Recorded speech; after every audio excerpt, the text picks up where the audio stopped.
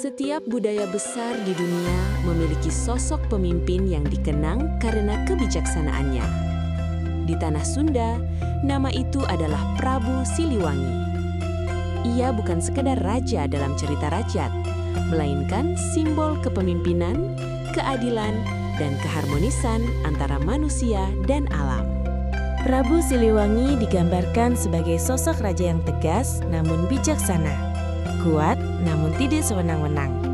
Ia dihormati bukan karena kekuatan senjata, melainkan karena kemampuannya menjaga keseimbangan antara kekuasaan dan kebijaksanaan.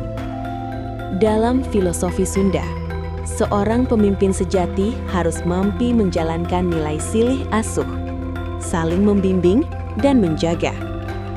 Prabu Siliwangi dipercaya memimpin dengan prinsip keadilan, melindungi rakyat kecil, serta menjaga hubungan harmonis dengan alam.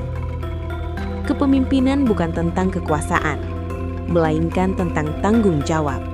Di zaman modern, nilai kepemimpinan seperti yang diteladankan Prabu Siliwangi semakin terasa langka.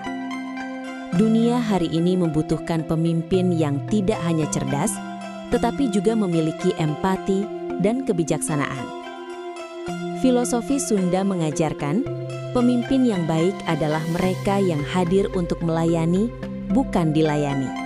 Hingga hari ini, nama Prabu Siliwangi masih hidup dalam budaya Sunda. Ia hadir dalam cerita, simbol, dan ingatan kolektif masyarakat. Bukan sebagai mitos kosong, tetapi sebagai pengingat tentang nilai kepemimpinan yang luhur. Warisan terbesarnya bukan kerajaan, melainkan nilai-nilai kehidupan. Prabu Siliwangi mengajarkan kita satu hal penting, bahwa kekuasaan akan hilang oleh waktu, namun kebijaksanaan akan terus dikenang. Inilah warisan Sunda, dan inilah pesan yang ingin kami bagikan melalui channel Gapura Sunda Rahayu. Selanjutnya, cerita Sunda apa lagi yang perlu kita bahas? Tulis di kolom komentar ya. Salam Rahayu.